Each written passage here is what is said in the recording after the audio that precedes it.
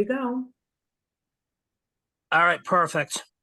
All right. Hey everyone, how are you all tonight? Good, how are you? All right, I'm gonna start with a little bit of a formal introduction first. I'm gonna give credit to Madeline for actually inviting me. So, a little story. She and I had interacted with some of her content very early on LinkedIn. She was my second guest on, as she mentioned it, the Pick Your Brains podcast. There are two ways to find me, or three ways really. The first one is LinkedIn. You'll find me through her and your clinical supervisor, Francis. That's pretty simple because they're both, decently active on LinkedIn when they need to be. I'm a little more active.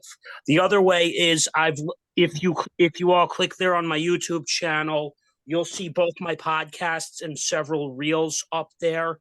I also have an Instagram account. So that's a little bit about my social media. Basically, as she all told you, yes, I am an autism activist since I've actually lived with the challenge most of my life. And since about 4, we'll go into that a little bit. Okay. So here's a little bit of my backstory. Basically, at 4 to 5 years old, back in 1994, I would like to say, or maybe, no, it was probably about 1990.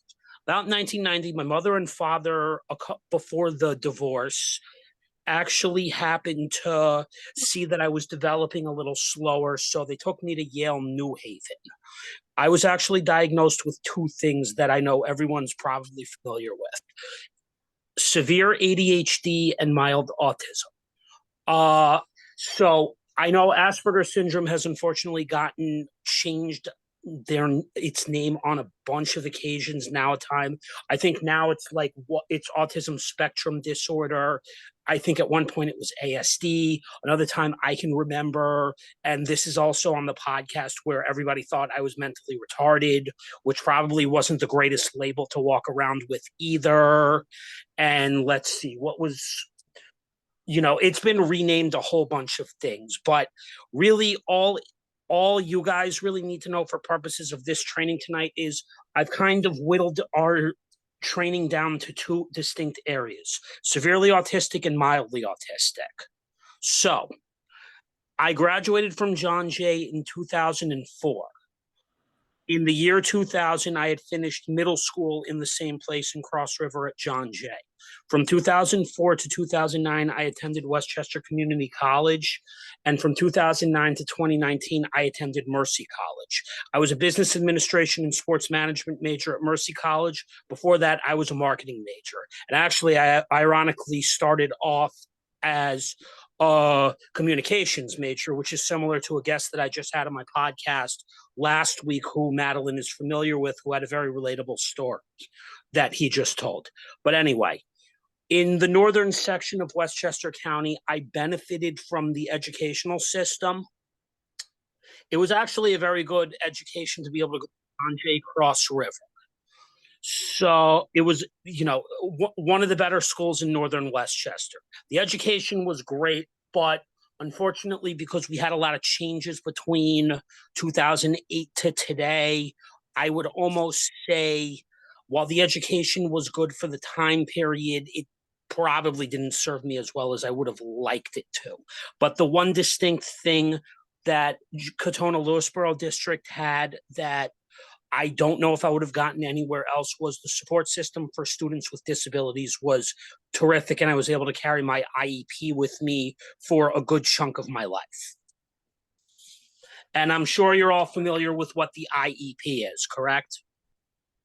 Yes.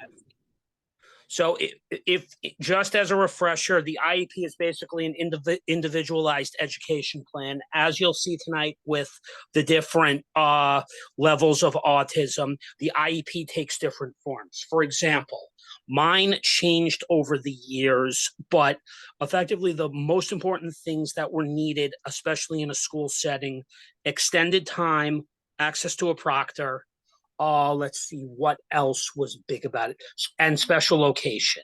I utilized those, but unfortunately there were subjects that I was particularly weak in that some people on the autism spectrum will be better in. My math skills were very weak.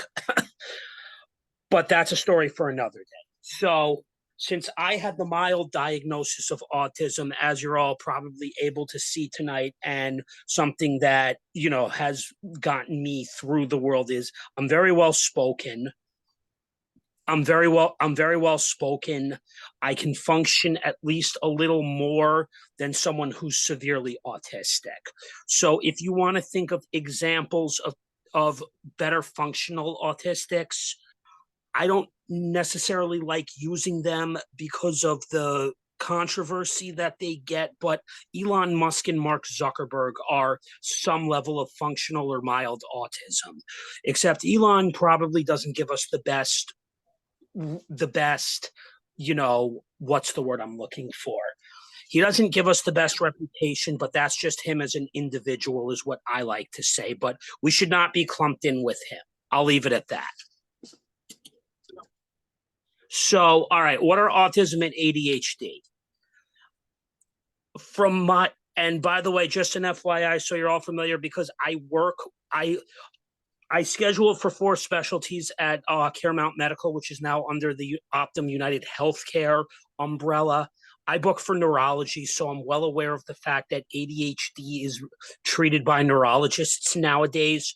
I'm not going to give my personal opinion on it because, from my understanding, there are levels of ADHD that do really actually warrant some level of treatment and medication. But for me, at the very least, with the Asperger's syndrome or the autism, I think it kind of leveled it out for me to the point where I could still function.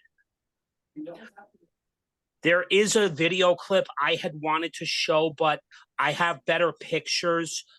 I'll send everyone links to some of these videos later on in the week when some of my time frees up, since I'll be going to the office the next couple days.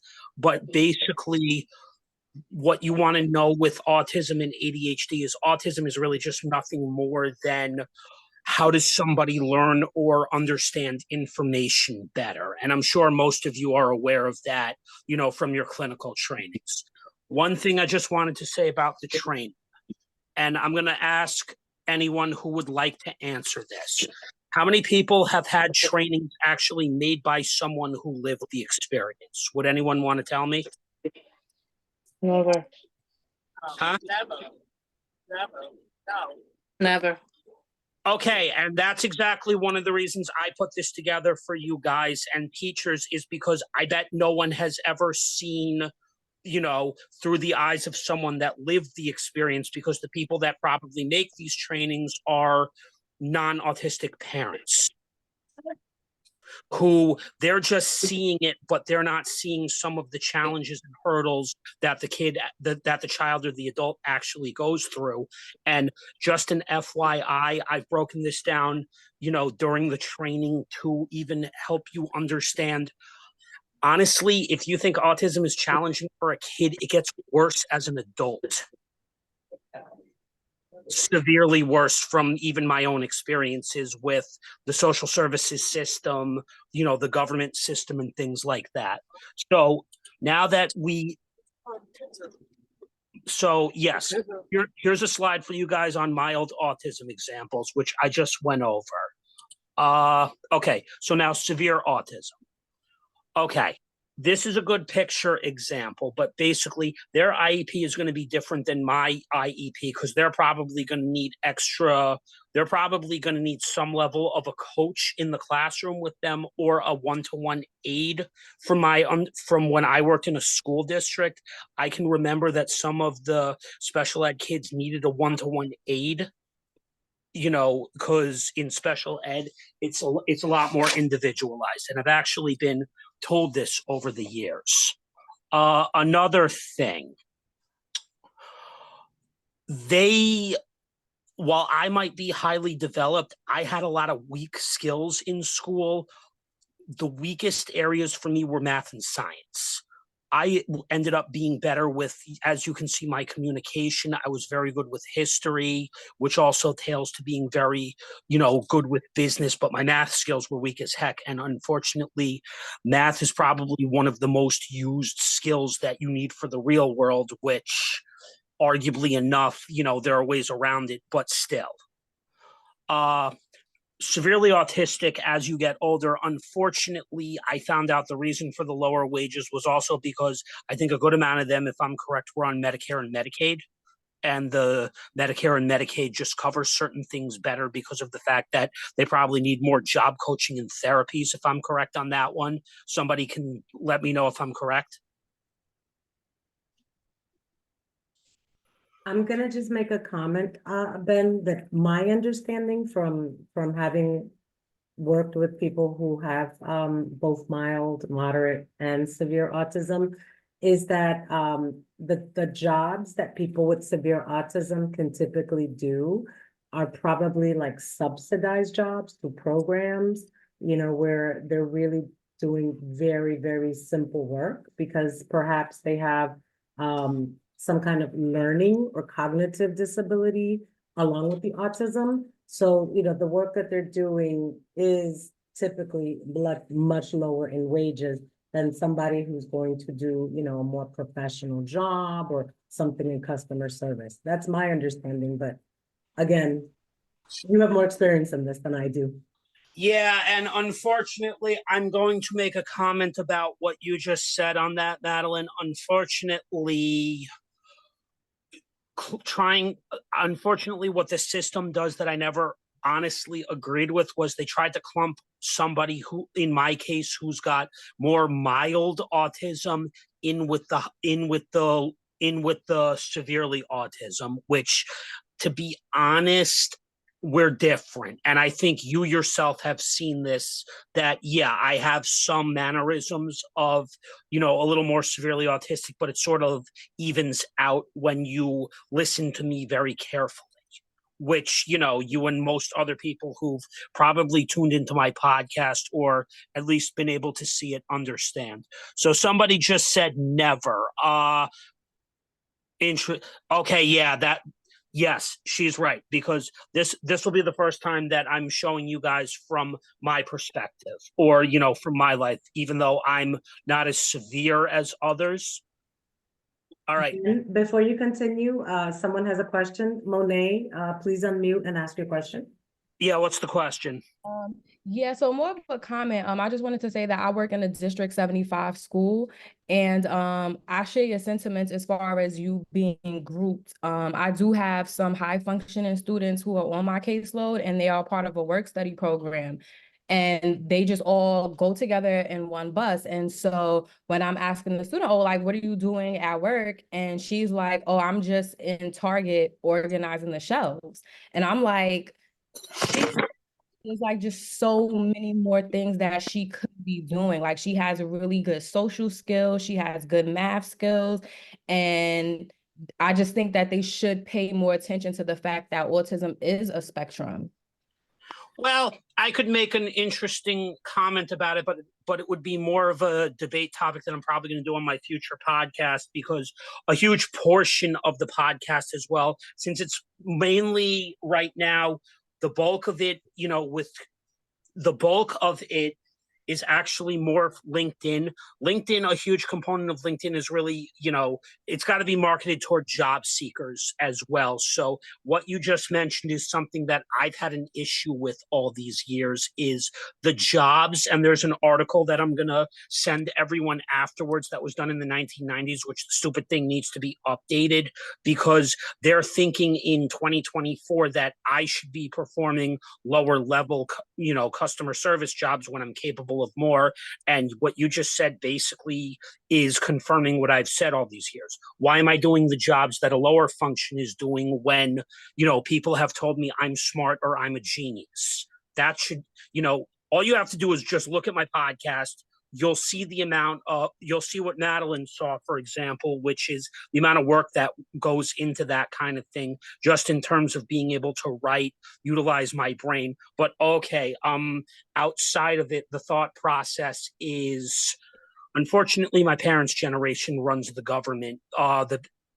Anyone born between 1946 and 1964 and above, look at the president of the United States. Nothing personal against him, but if this is where our thought process is on where autism should be working, then we really need people who are now younger leaders to be able to finally start advancing this. Would you agree with me? 100%. Because unfortunately, if you want people to be able to live better lives, you need leaders who understand the current century.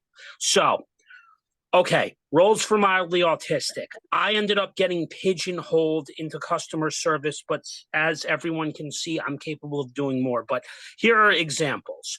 Where I might be weak in math, you have autistics who are very good with computer programming. Think Mark Zuckerberg. Even though Facebook wasn't allegedly his idea, the fact that he went to Harvard for computer programming, and a little fun story on him, he actually grew up in Ardsley. His father is a dentist, and he went to a very elite private school, which was Phillips Exeter Academy. And everyone can pretty much Google him and see the backstory on him himself. He came from a pretty wealthy family, but that's separate. Somebody like him had very good programming skills, and you have autistics like that who can go into things like, who could become auto mechanics, pretty much web developer, video game developer. These are, strengths for, some mildly autistics. However, in my case, my interests were elsewhere. Obviously, if I could have grasped math better, I might have been able to become a computer programmer, because a huge part of computer programming, unfortunately, is very tied to science and math. Those were my two weak areas. But that's also due to my family upbringing, because my uncle is a comedian, my mother is a creative marketer. So yeah, look where I ended up, doing stuff like this. And I'm glad I'm doing stuff like this because it helps people learn. Okay, continued. So other good roles for mildly autistics. If your math skills are not strong, the article mentions options trader, stockbroker are probably not realistic career paths.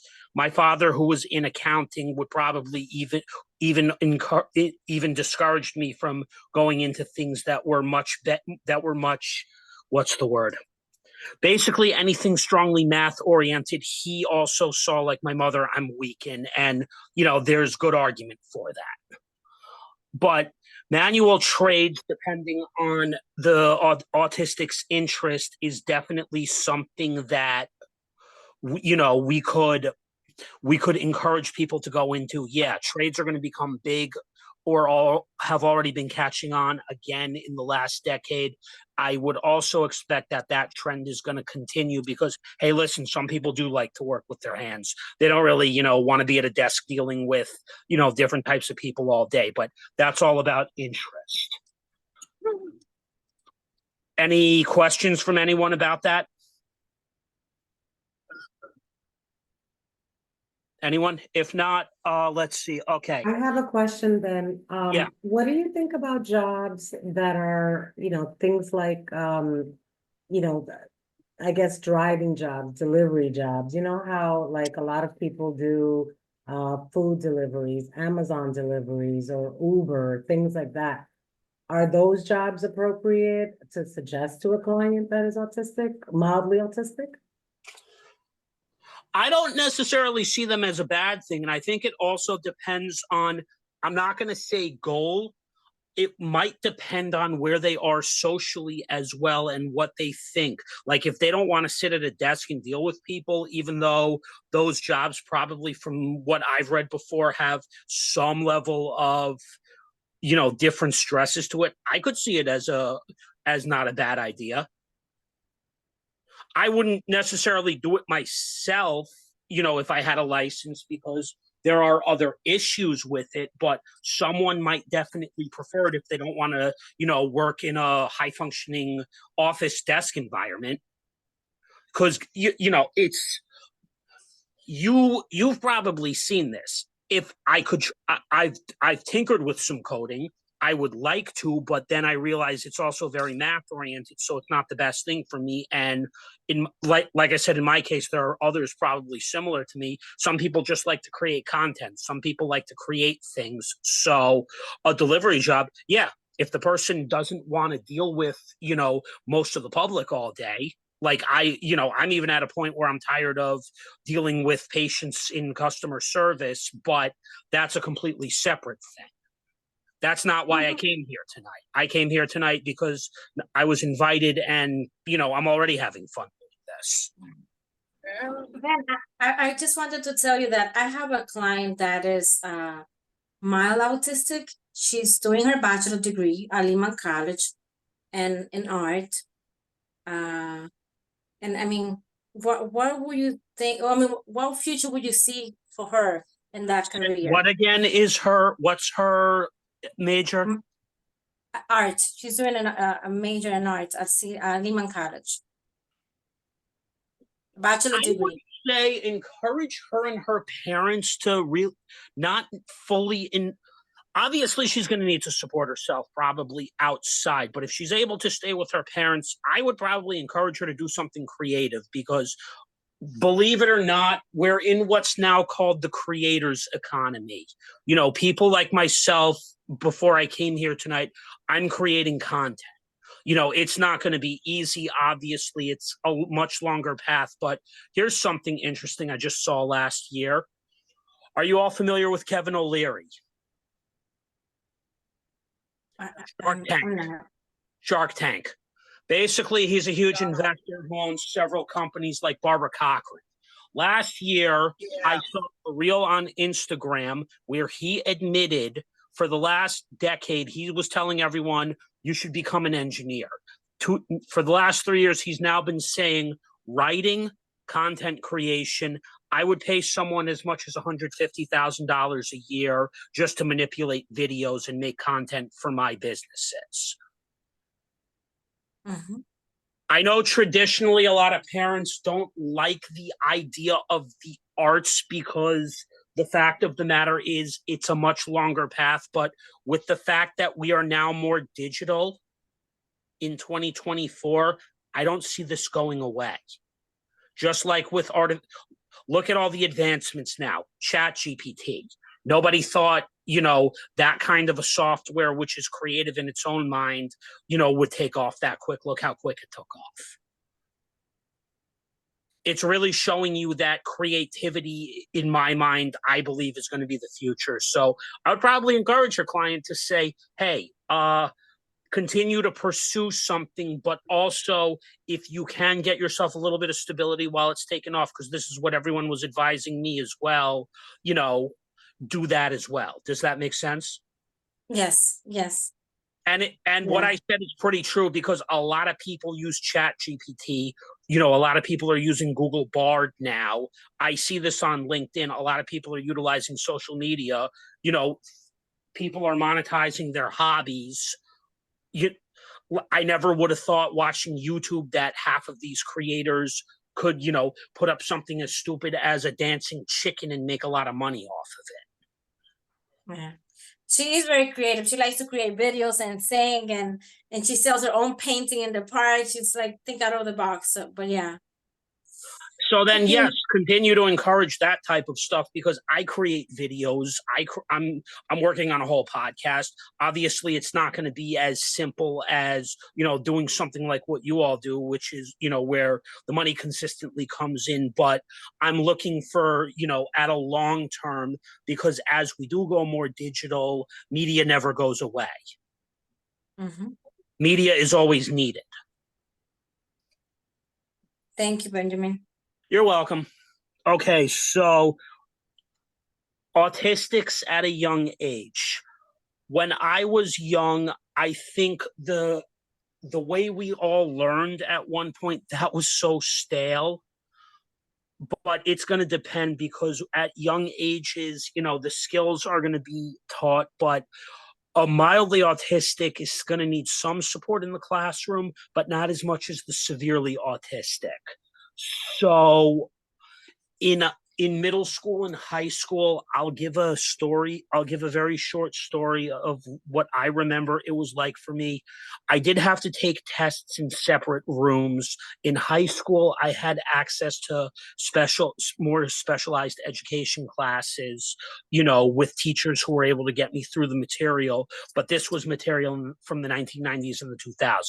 I don't know what the classroom is like today if somebody wants to tell me, but have they, because I saw a little bit before 2019, before I left to work in health, before 2 years later when I left to work in healthcare, but I did see that they reverted from the white projectors to smart boards. So what does the current material now look like in 2024?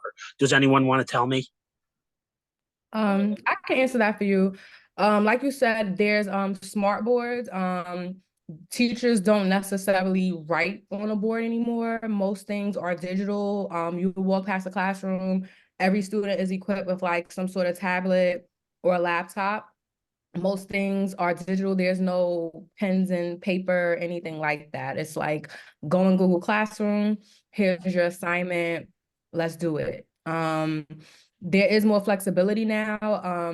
Kids do have a choice. I know one of my friends who's a teacher, she told me that she'll post 3 homework assignments and the kids can choose which one they want to do.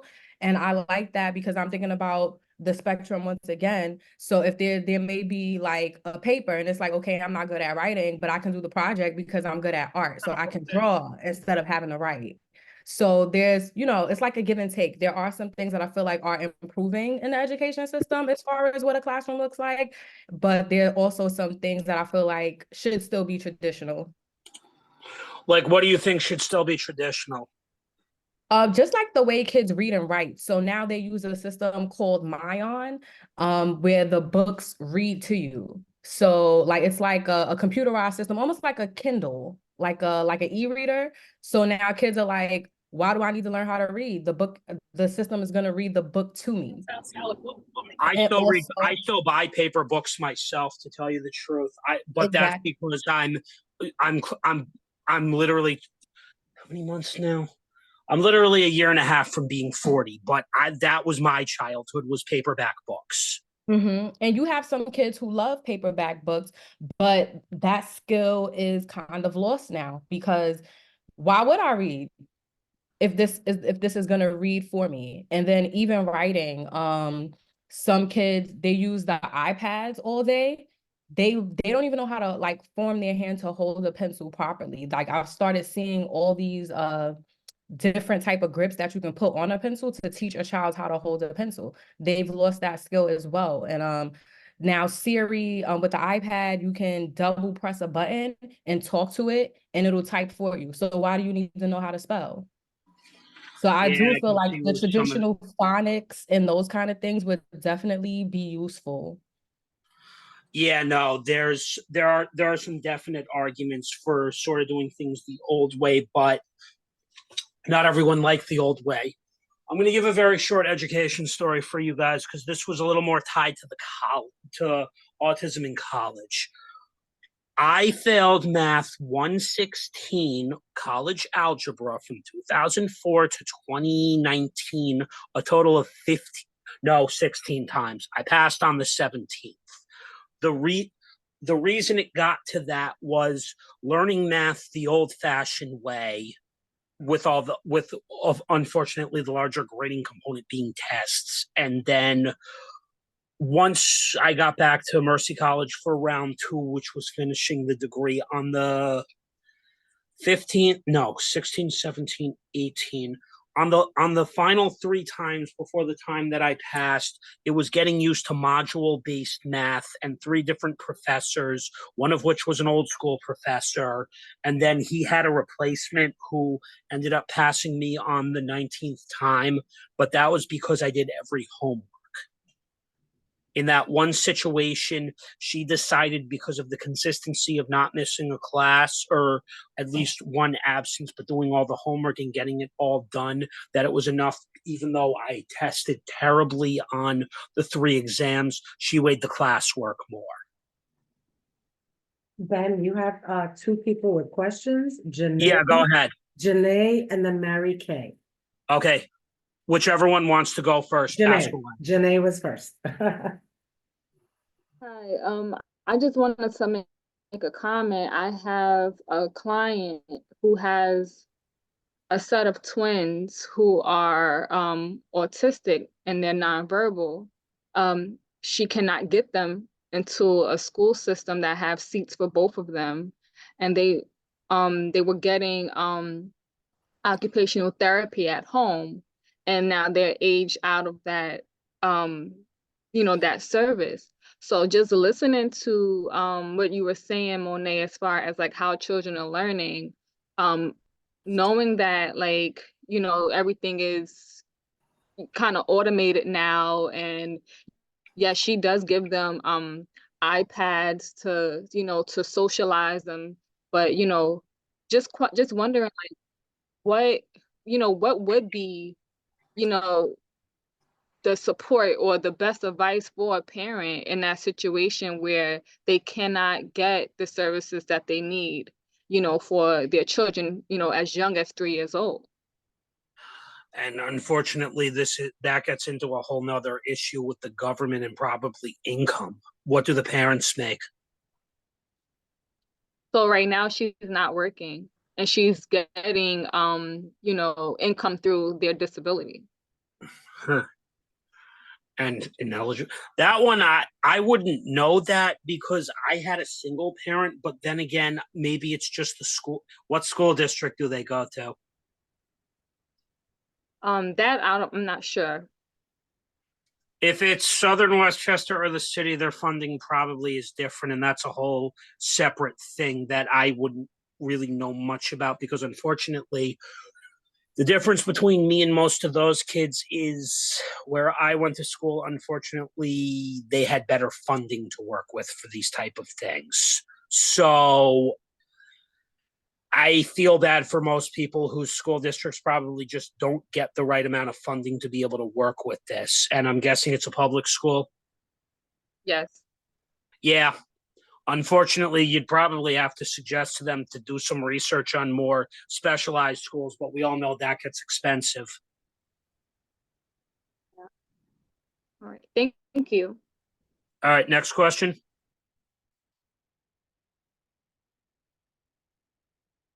Mary Kay, you're up.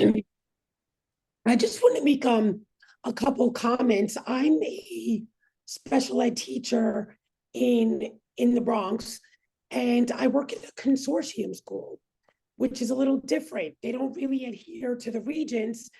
They have PBATs, performance-based assessment tests. And it's like doing a research project and then presenting it to a panel, writing a paper on it, conducting their experiment. The only regents that they take is English. Anyway, teachers, and I'm a co-teacher now in ICT. And there are a lot of things like everything is digital, everything's on smart boards, go to Google Classroom, type up your paper.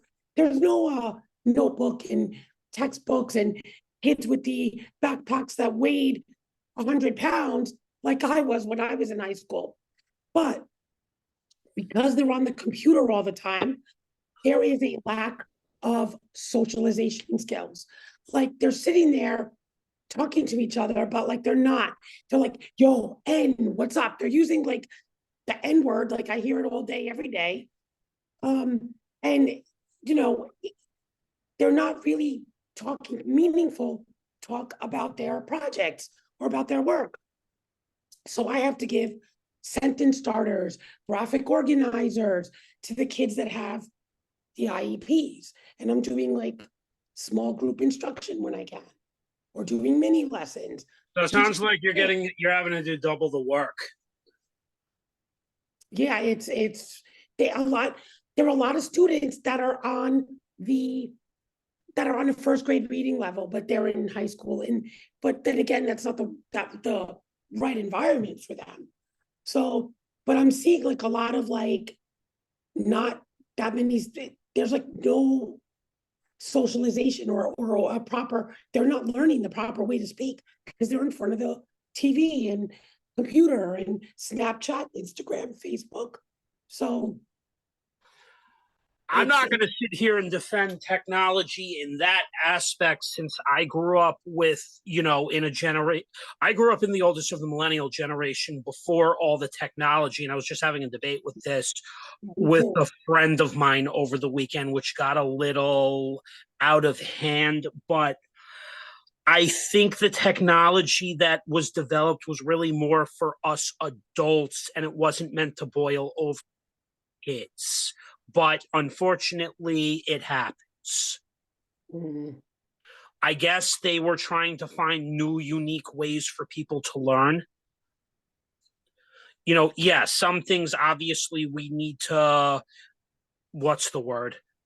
Some things we need to learn, face to face. Other things we need, can be learned on a computer. And a lot of kids cannot read the round clock anymore. When I first got hired, they're like, "What time is it?" I'm like, "The clock is up there." They're like, "No, I don't know." I what know how to time." read. I know how to read the analog clocks. Oh Yeah, me God. too. Yeah, but I'm just saying, like I'm like, what? They don't have. Okay. Well, But because everything's digital now. So I'll give a few things here on the next few slides. Basically, preschool to high school is going to be very frustrating years because not everyone's going to be an A+ student, obviously, on the spectrum. I was a C average student, but that's just because the way everything was done, the old way. Not everything I could learn successfully, was able to be applied in life, but I was just not a great student. But that's not my fault. That's just because education was making adjustments at different time. But, like, for example, even age 5, I like to tell this story because in 1990s, they literally thought I wasn't even going to be able to function on my own. And I'm able to function on my own because I was diagnosed 2 times with the IEP, but I was able to achieve a bachelor's degree and an associate's degree in 2019, finally. Knock on wood, they didn't think I would even be able to do it because in 2013 in Maryland, this psychologist literally said college wasn't for me. While he may have been correct in some context, the idea is to suggest manual trades for someone like me. Let's be realistic. What trade would have been realistic for me?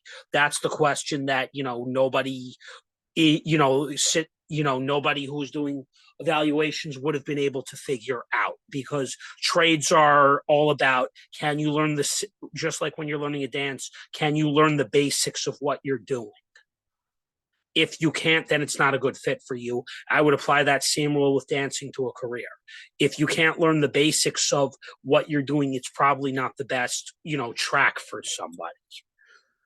So one thing that I want to add is, especially with the push for finance, some parents nowadays, I don't know how parents are about autism, but I've heard some interesting stories from Madeline that not all parents are able to, I guess, still accept. So I guess that has not changed. Am I correct on that? Does someone want to correct me if I'm wrong? Are parents still sort of a little in the ignorant about it? I think it's more just denial than, Mary and I were having a conversation today about a parent who we had informed about the upcoming parent support group that we're starting for parents of children with special needs or autism. And the parent declined participating in the group. She said that she hasn't even been able to fully accept that her son has a diagnosis of autism. And it's been months. So I think it's the denial, not necessarily ignorance. I think most parents now, they go online, they could see what autism is on YouTube or TikTok or Google. It's more the denial and also fear of what it means to have autism, especially in the communities that we work with, Ben, the Latino, the African American, the mixed communities of color. There's a lot of fear, and a lot of times parents confuse autism with intellectual disability, formerly known as mental retardation. So they really do become very depressed and anxious because they immediately think their child is gonna have a terrible life. They don't imagine their child is gonna graduate college, get a job, live independently, function, have a relationship. Would you be surprised if that's what everybody who in the community that I came from, which was all mostly literally white people with high 6 to 7 figure incomes, said the exact same thing about me? Well, then we're all on the same page. Parents. And that was all do said not about me as understand. well. And my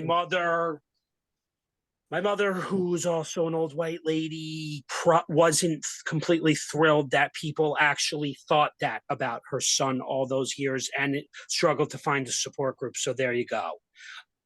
Yes, you're correct that in, the communities that you deal with, but I've even said to some of your other co-authors, you think that it's just in your community. Here's an example. I came from a community with oodles and oodles of parents making money, and the same thing was said to me.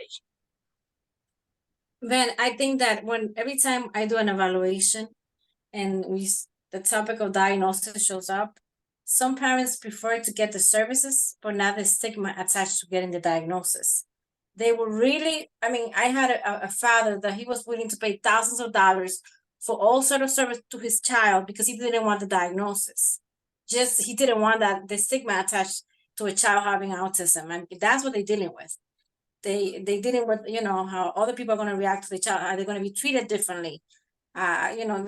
It's a whole, once you give the diagnosis, there's so much that happens at that moment, and some people start crying, some people get angry.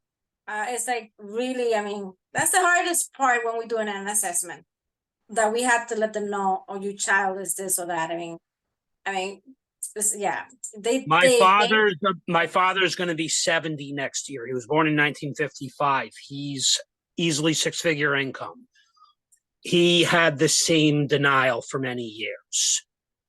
In the early to middle stages of the last decade, he finally started becoming more accepting of it as he's now getting older, because he did more for my brother and sister in some areas of life than he did me.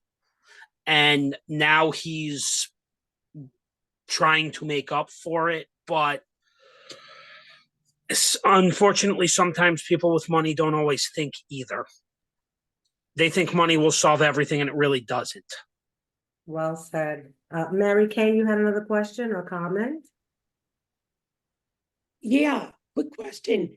I don't know if you know the show or watch it, The Good Doctor, where Freddie Highmore plays an autistic doctor who's got like I've heard of this show. I was actually told by my other guest last week, who I've known from high school with a different friend, but we played sports together. He's a teacher now. He's a high school teacher and football coach. He's actually told me about some of these shows that came on more recently. I think that one did come up. What about it? I was just wondering if you've watched it or what do you think of No, it? but I've heard it's very good, and it's something I do want to check out. Is that on Netflix? It's on, well, the season is going to end this coming season, but you could find it like on channel 7. ABC. ABC, yeah. I have Netflix. I don't have traditional cable. I don't have traditional. The only thing I can really afford on my income right now, unfortunately, is the Optimum online subscription to be able to work from home. That's all I can afford at the moment. This is another argument, and I actually wrote an article on this about 2 years ago that I might share to LinkedIn at some point, and I'm going to send to Madeline. It's called the Autistic Pay Gap, something that not a lot of people really want to discuss, especially for adults, but we're not all able to work in tech, and we're not all compensated fairly. But that's a podcasting topic for sure, that I would, want to do, and have, maybe have Madeline there for that one, because we both agree on that. Like, at my age, even though you would look at $22, dollars an hour as an improvement, not in today's US dollar. And I'm sure she would agree with me on that one. So the biggest thing I'm going to stress to all you guys for your clients, whether they're kids or adults, is the idea of a support system. That's the most important thing, no matter what age they are. Unfortunately, because of my inconsistent wages, my parents are still supporting their adult child right now, and I just got into a huge argument with someone, but the younger they are, the biggest thing that they need is a ideal kind of group. They're going to need support. So for young students especially, it's probably going to mean a one-to-one aide, that's going to be with them till at least high school. In high school, they might still need some level of an aide, but it depends on where they are developmentally. And then, honestly, especially for college, I would say they're probably going to need a job coach at some point, because I worked at the Goodwill of Greater New York and Northern New Jersey, and a lot of these people, even people who had actual handicaps, were given the service approved by Medicare and Medicaid of job coaching. So now tip time.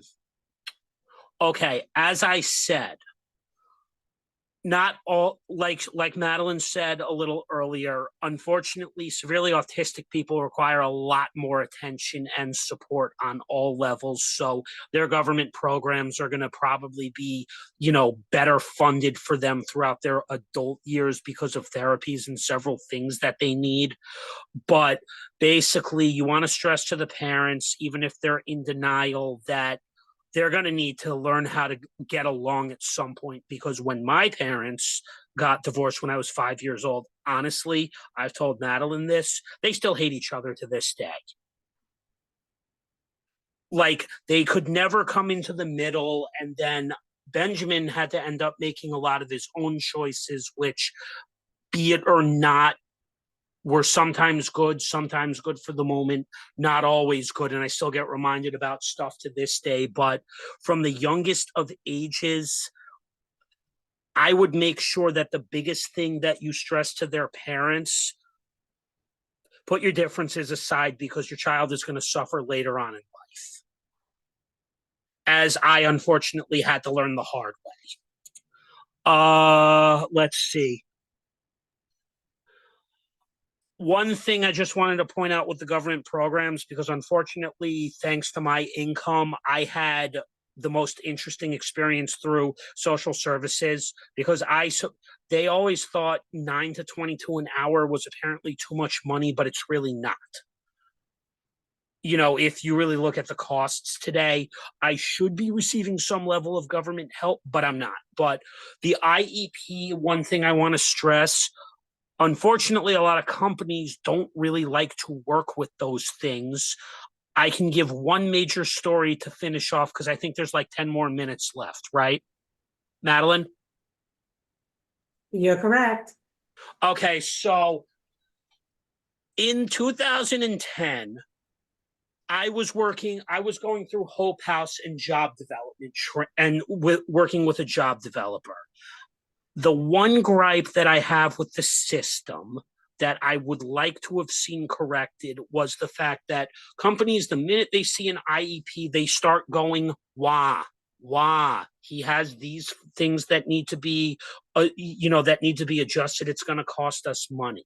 Well, if you look at somebody, severely or mildly autistic as a cost, then something tells me that this is a personal problem, but you shouldn't be taking this out on the worker. That's just me. You shouldn't be taking that out on the worker. If you say you're going to work with people on the autistic spectrum, then that means you have to either do one of two things. You have to make sure that you fully, completely support them, or you have to make sure that you're going to give them decent, at least somewhat livable wages, so they can go out and get certain services that they're going to need. Because some of us, like myself, if I were paid reasonable, or I had a deep reason, if I was paid reasonable enough and my insurance can't be taken by certain places, then at the very least I could afford, therapy once or twice a month, for working out, personal issues in my own life. If I had a little extra money, or plenty like me who are not getting paid sufficiently, we could afford better housing.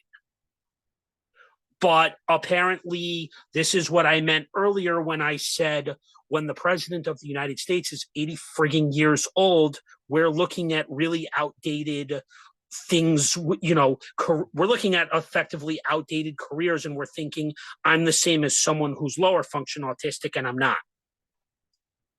And all you really need to give me is some level of a reasonable income, and I would be able to whatchamacallit. So I want to say to everyone, thank you for coming tonight. I'm gonna send the slides out to anyone who would, like to get their hands on it. This is a good resource. The article that I left linked, which is the Indiana article, I have a little announcement. I'm probably going to make my own version of that article for you guys, and I'll probably make it available to Madeline. There's going to be one or two little charges, for these things, because I'm going to be selling them after this to anyone who would like to purchase them. But easiest way to stay in contact with me is I'm on that chain email. If anyone has any questions, feel free to reach out to me. You can find me through Madeline and Francis on LinkedIn. You can find me through Madeline on Instagram. You can subscribe to my YouTube channel because I interview some of her fellow co-authors for my podcast. We're going to get more panel discussions going at some point. I also left my cell phone number, and if you want to, and after I determine what the little cost for the slides are going to be, this will be a good resource for you guys to take with you in your career. All right? Benjamin, I want to say thank you to you, and I love to see what you're doing because I evaluate so many kids every week, and I can see the potential that they have, and I'm going to encourage the parents. Yeah, I'm going to encourage the parents to support them. I will send you a separate email with my YouTube channel. Okay. Or I'll just ask Madeline which name you were afterwards, but sure. If all my information is right there with my phone number, so if any of you need to ask me questions, feel free to call me or text me, whenever. I'm here for you guys, with any questions and whatever you need from me. Okay? Yes, I just thank want you to so say much. then, I'll make sure to forward anything you share with all the staff. We do appreciate the resources, and I thank you for taking this time to speak to everyone, for being transparent, because, I think most of us, me included, have had our stereotypes of what we think someone autistic is. We're either given these media messages of like the good doctor or Mark Zuckerberg, or Elon Musk, who are a genius, or we're given the complete extreme opposite, like Rain Man and someone who's constantly stimming and hand. I never actually saw the movie Rain Man. Remind me, that was Dustin Hoffman, right? It's an old movie, but I mean, if you look on YouTube, you see the two kinds of extremes too. So I think it's, we really wanted, Mary and I really wanted our staff, those that are attending and those that are gonna listen and watch this recording, to really get a feel for what it's like to work with or speak to or connect with someone who is autistic and is verbal, is intelligent, is creative, has hopes and dreams, so on and so forth, because that is the purpose of what therapists do. We work with people, and we need to learn how to work with people who are, quote, typical, and people who are, quote, neurodiverse. So thank you for this opportunity. Thank you for also having me, because I actually enjoyed every minute of this. And Benjamin, the thing about Minette is that one of the only clinics, I don't know, in New York City, that actually have a component that has to do with people that have ASD, autism. So you are just, part of us. We want to be able to provide support to the families of the kids that are autistic. We want to educate people about autism. So that's why it's so nice to have you here with us today. Thank you so much. No, I'm glad I could do this. And actually that makes me happy to hear. Thank you. If anyone has any final questions or comments or feedback for Ben, please unmute and share. We have 3 minutes left.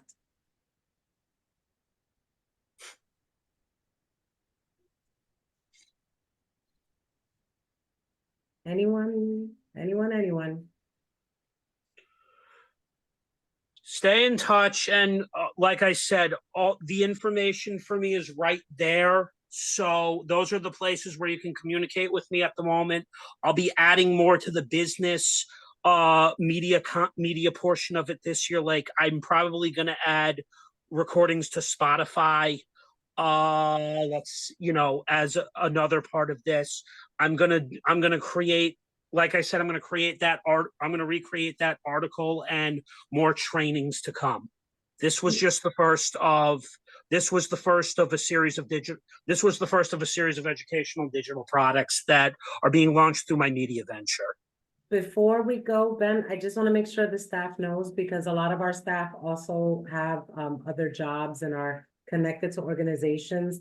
If you believe that Ben would be a good fit to speak or do a training at your other agency, please reach out to him and connect him with the people there, because again, we do have a responsibility to share awareness and educate people, and to allow people with autism to be the ones doing trainings about autism. Because Yeah, this that's is really how it actually should be. one of my she just hit it. This is my biggest dream. This is one of the biggest things that I want to be doing going forward. So I would appreciate that if anyone has those type of connections, please, because it would really mean a lot to be able to spread this stuff. And, aside from the whatever fees I attach to it, it's what I really want to be doing, outside of the parameters of my 9 to 5.